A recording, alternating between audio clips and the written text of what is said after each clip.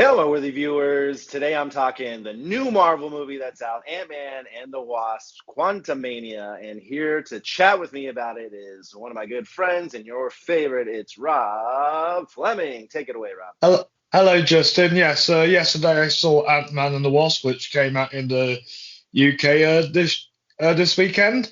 And let me tell you, I had a lot of fun watching this movie. A lot of people have been saying some really negative things about this movie, but I really enjoyed it. It felt like the MCU's version of Star Wars, how it all builds this beautiful world.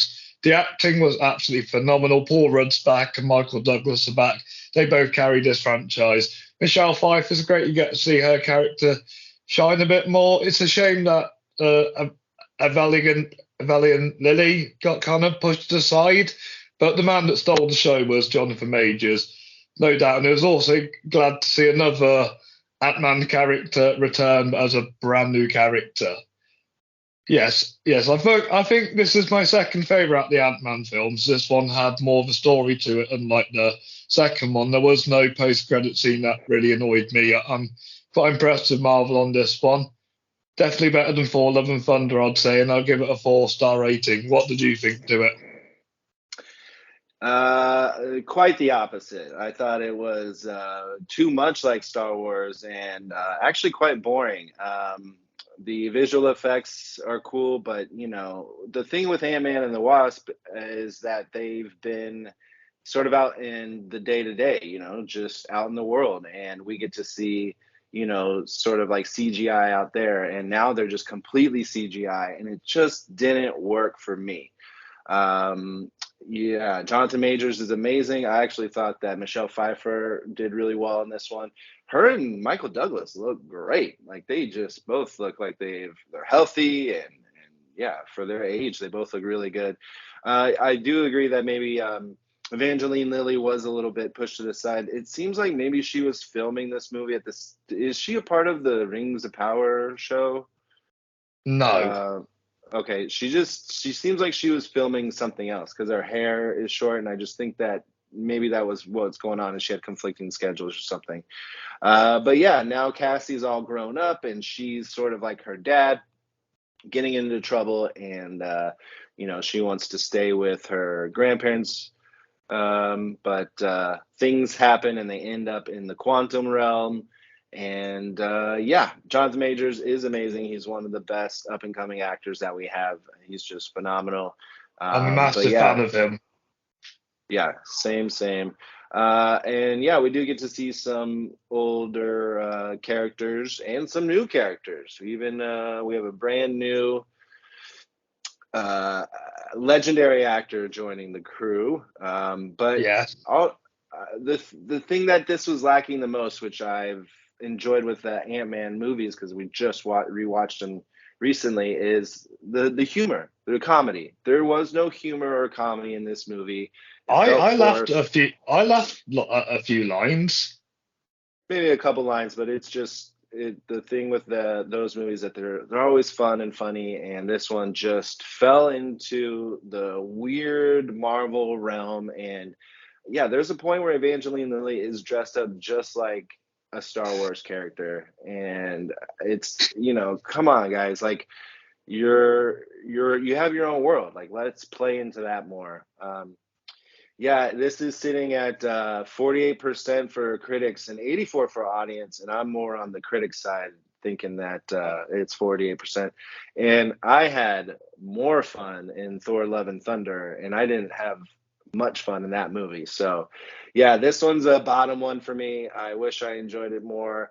I like that the costumes are true to the comics and stuff, and the characters, but this one just did not work for me. I'm giving it a WT, which is it's fine, but it's Yeah. nothing I'm looking forward to see again. I still think that Widow is the weakest out the after Endgame movies. Mm-hmm. Yeah, we just recently watched Endgame again, and it is a phenomenal film. But yeah. Oh, we have, well, I know you said an old character came back to play a different character, but that's also true with Dave Dastmalchian, Yes. um, which he was, with T.I. and with Michael Pena, and they were this fun little outcast Yeah, group. yeah. And I did miss them a lot in this movie, but at the same time, I was thinking about how the screenplay and stuff must have been written, and it kind of felt like if they were added into the movie, it would have been unnecessary. well, I think it would have helped because I enjoyed them and think that they're an integral Or, part or, to the story. or Ti got sacked from the film because of his sexual assault allegations, but it would have been cool to see Michael Pena have a cameo as one of the freedom fighters, so it would have given off a Wizard of Oz kind of vibe. Who had a allegation against him? Ti. Oh well, yeah. I mean, he's always having something going on. This is the same director as the other two, so he knows And what he he's doing. also I directed one of my favorite Jim Carrey comedy films, Yes Man. love Yes Man. He also directed Bring It On, which is actually kind of filmed at my high school. And then he's Ooh. a couple of episodes of Mandalorian, but mostly a TV director, except for these big movies here for Antman and Yes Man. But yeah, so he was also the director of The Breakup. So see, he's like good with comedy and Yeah, romance, and yeah. not Good with not really comedy. not necessarily a blockbuster director.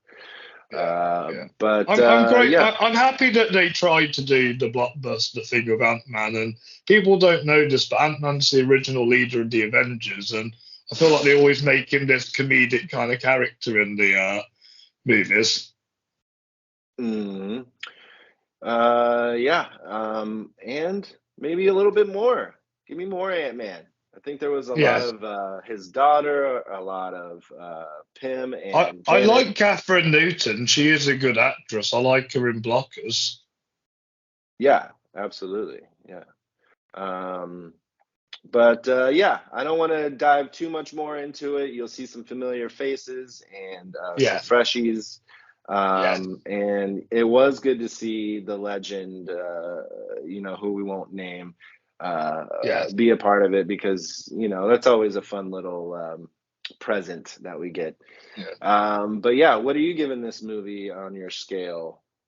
Four stars. Nice. It's Sitting at six entertaining. point It's fun. It's just not a visual masterpiece. 6.6 in IMDb. So far, its worldwide gross is 116.1 million. And then, like I said, 48% Rotten and 84% for the audience score. But yeah, this is our first time you and I doing a Marvel movie together, so that's always Yeah, fun. It's too bad that we didn't link up on liking it as much, but that's what yeah, happens with yeah. movies. And Yes. Well, hopefully we might have the same opinion on Guardians or the Marvels. yeah, I'm excited for Guardians, one of the better franchises, spin-offs from Avengers and the Marvel universe. But Yeah, hey, keep bringing Jonathan Majors around, and yeah, I yeah, guess because Jonathan yeah. Majors is in the last episode of Loki, I'll just bring this up. I think it's coming back this week. Loki is so. Yes, Uh, yes. There's a new trailer announced. At least now they properly introduced Jonathan Majors' character. At least now we can get a rough storyline of this whole multiverse thing they're trying to build. Yeah, which I'm just over. But yeah, it's still fun. It's still visually appealing. It still has, audience is loving it. So Yeah. 84% is a great percentage there. And it's definitely worth the view. Oh, it's definitely worth the view.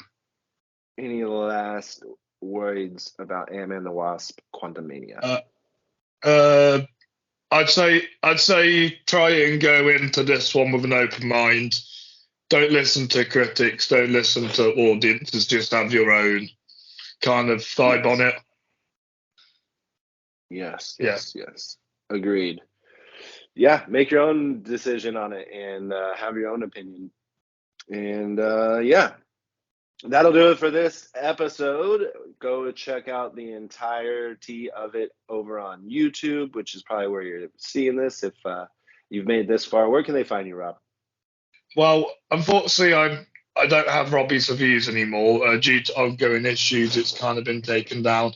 But if you love awards, go on Facebook and check out my Fleming Award groups. And also, I do a podcast with Justin on YouTube called the Fleming Film Talk. I'm going to be talking about the Oscars on Monday night, so make sure you're there. Yes, we will be picking our wills and wants to win, and yeah, talking locks and everything that has to do with the Oscars. Yes. And then yeah, next weekend is the SAG Awards, so we will Ooh. be getting more responses to these awards. So we'll see what happens there. And Sunday it's the BAFTAs, so make sure you watch that if you Yeah, live in an area that's tomorrow. showing Yeah. it. If you don't, try and find a way to watch it. Yeah, absolutely. I will be glued. Let's see if Bill Nye can take it home. Yeah. All right. We'll do this again soon. Thank you everybody for viewing. Go check out Rob on all of his things. He's at Robbie Fleming on Facebook and YouTube, and is it still Rob's first time takes on TikTok? It's just Robbie Fleming now. There you go. Go check that out. Check me out Yes. wherever. And also check out Letterboxd to see where this ranks in my UK releases of 2023 rank list. There you go. Go check all that out, and we appreciate you guys viewing. Thanks so much. Go see Ant-Man and the Wasp, Quantumania, because it's worth the view. It's Thanks, worth Rob. the view. Thanks, Justin. Bye bye.